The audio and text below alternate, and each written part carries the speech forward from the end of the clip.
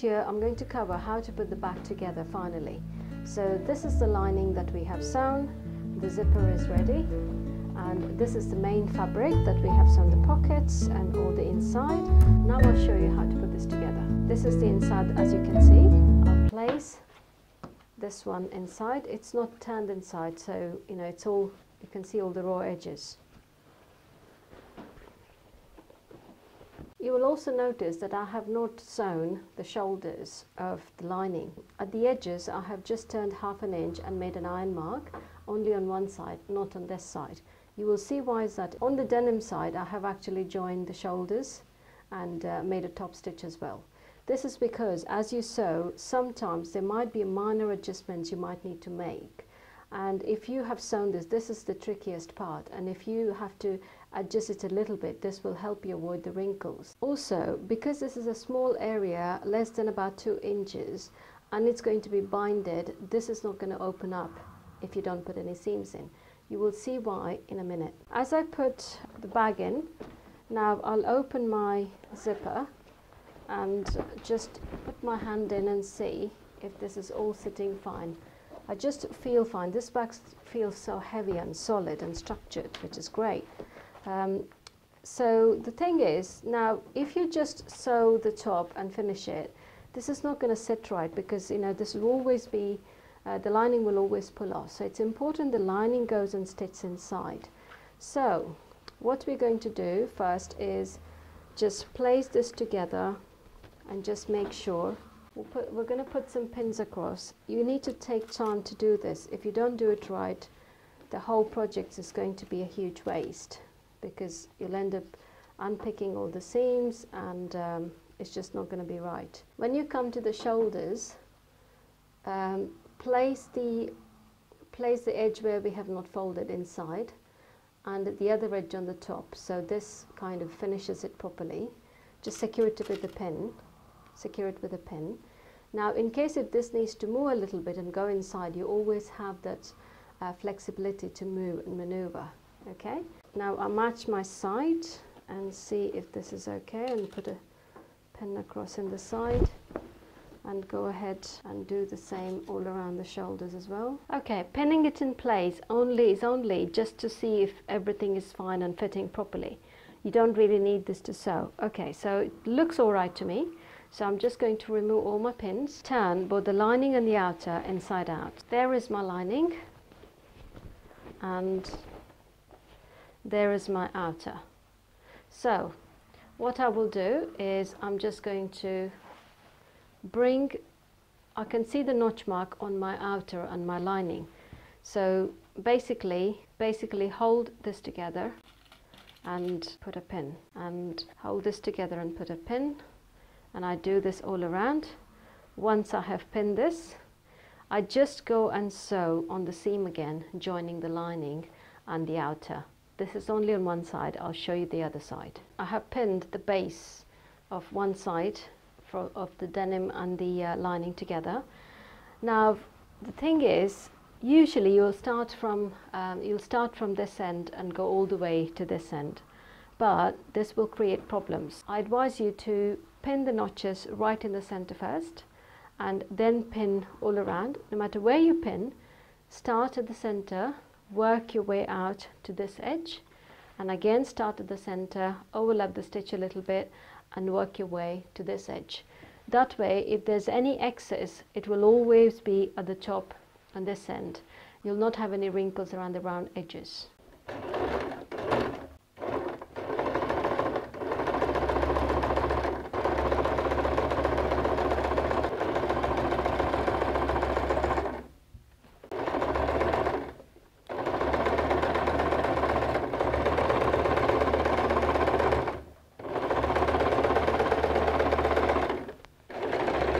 Can you see, this is the gusset of the lining, gusset of the denim, and I have sewn these two together.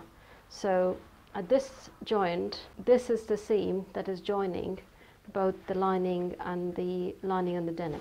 Okay, now pay attention closely, because this looks quite horrible inside and it's quite confusing. And once I have sewn this, all I'm doing is bringing these two gussets together like this, So put a pin, just a safety stitch, and then work your way to your gusset in there till you come to the center joint where you see the notch marks. This notch mark is very important. Now place a pin there. Now remove any other pins that you've put on. Now what I do, instead of pinning it all around, I just go and sew a stitch on top of the seam that I can already see, and keep joining this, and work my way this way, and start again in the center, work my way up to this end. So this is the trickiest part, and there's only one more process to go, so don't get disheartened. The end results will all be worth it.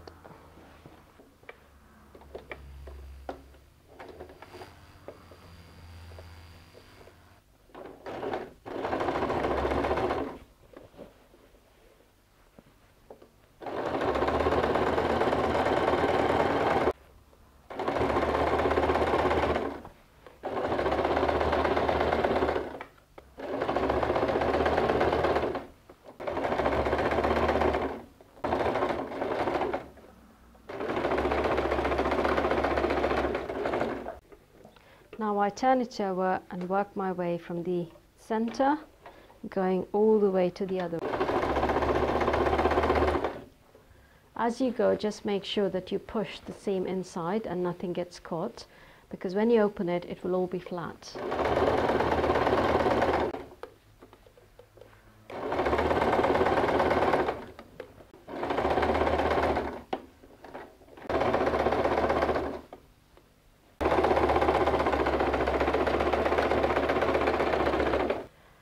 Okay, we have sewn the second stitch, and at the moment the bag looks flat. Don't worry, I'm going to show you I'm actually showing you the right thing. I was a little bit worried when I was doing this, thinking, oh gosh, I hope I'm doing it right, and I don't want to unpick and redo all of this again. Anyway, it's right.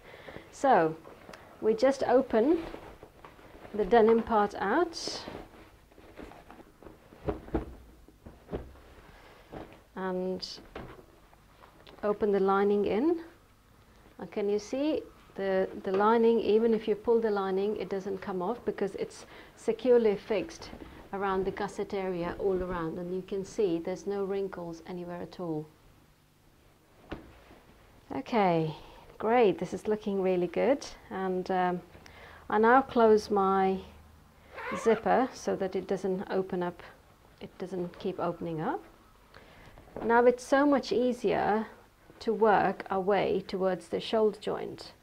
So anyway, basically just work your way up and place one of these into there and one of these into there,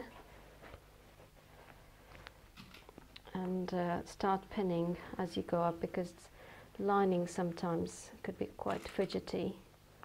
Okay, I have pinned the lining to the denim. What I want to show you is sometimes you just see either the lining coming out a little bit or the denim might be a little bit excess. It all happens when you start sewing, or even when I show you inside, my denim's a little bit more than the lining. So these are the edges you just need to trim very neatly before we put the piping on. So anyway, what I'm going to do is I'm just going to trim this. And if I turn this the other side, now can you see that's a little bit excess. And now if I look at it from the inside, now I need to trim a little bit of the denim as well, along with so that the lining touch each other, and then I don't have the raw edges showing through. So before I do that, what I probably would advise you would be to go and do a tack stitch, like a really long tacking stitch in the machine, so everything is in place. And we do the same process around the armhole area or around the handle area, and just go and check all around whether you need to trim anything that is excess, or if any of the fabric is showing through like this.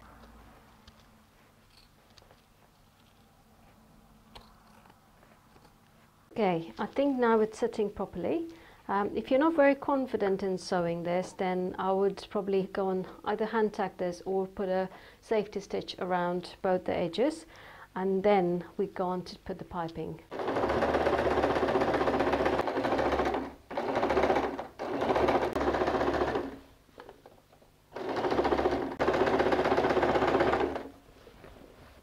We are almost finished with the bag. Now you can see that I have already done the piping on here and also on this opening of the bag. I'm going to show you how I did this and how neatly this can be finished. If I can show you the starting point.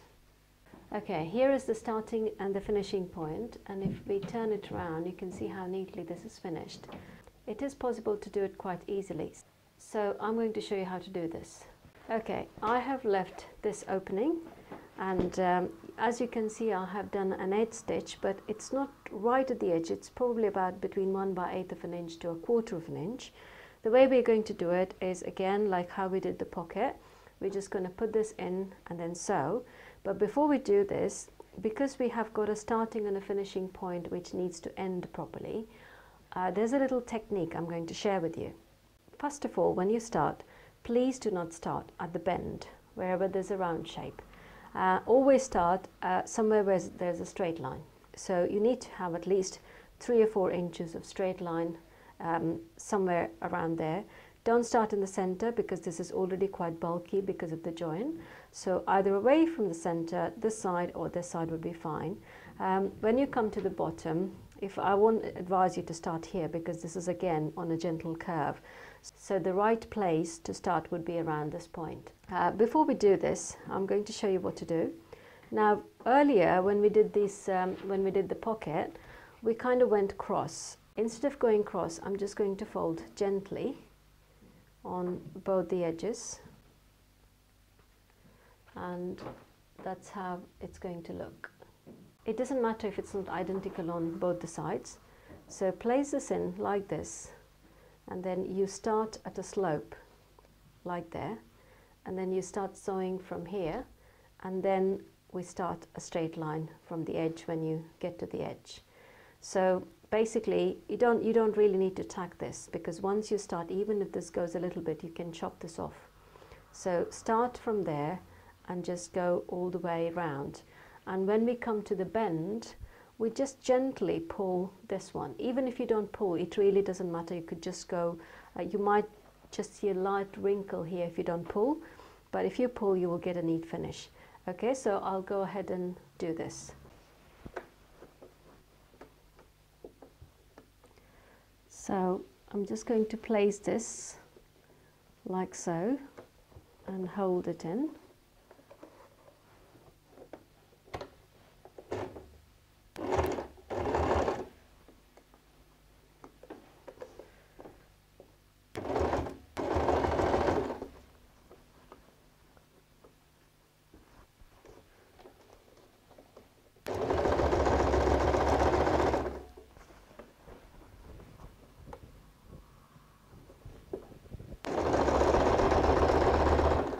Coming to the bend now, so I'm just going to gently pull. If you find it difficult, forget about pulling, just go normally, because bias binding will adjust itself. That's why it's in a bias, and it's kind of adjusts itself to sit properly around the bend. This is the trickiest part, trying to do this armhole bit. The other one is quite easy to do. So if I just pull it properly,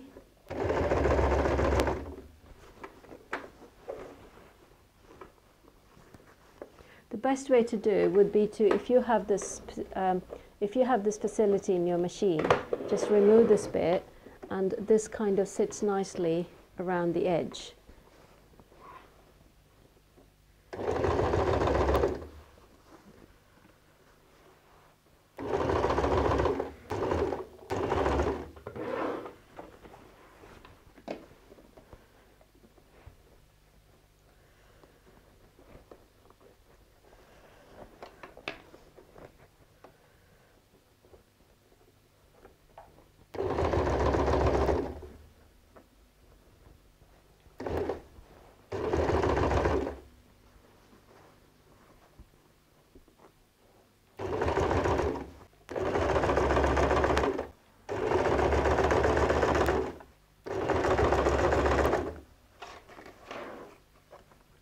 Okay, we are coming to the edge now.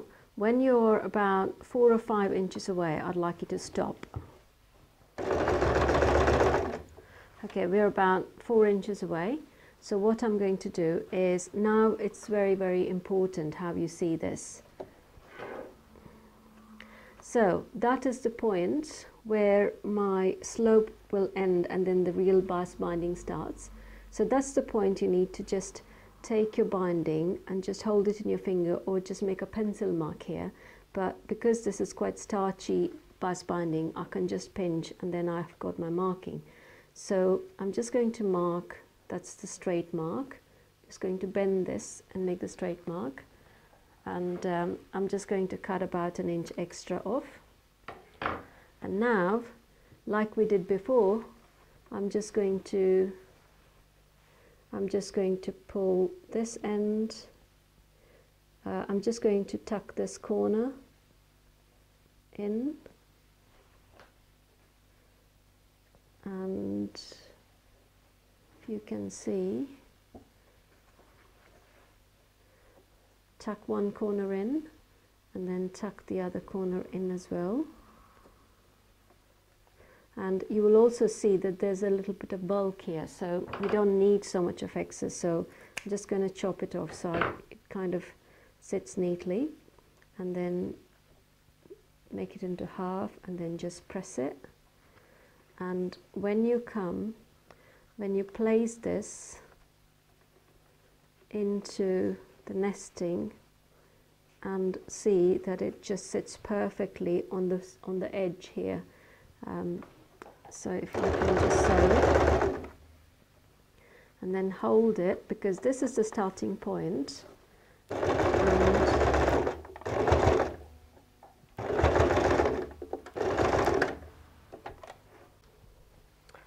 Okay, if I can show you a little bit of close up, you can see how neatly this is finished, and the other side as well. I had a pair of trousers which had Peruna M&S label, and I have pinched it and sewn it on top of my bag just to make it a bit more authentic. I'm just going to go out, and I thought I'll show you what I've got in my bag. And this is such a substantial bag. There's my makeup case, my diary, my tissues, my purse, my camera, it's a post I need to post for somebody, and my netbook, a pair of jeans I'm going to recycle with a friend, my hard drive, and here I have got a retractable pen, and I also have got my keys quite secure, and then I've got my mobile phone in here, and I've also got my dictaphone that I carry around just to record some sounds. So much room in this bag. I'm really so excited about it.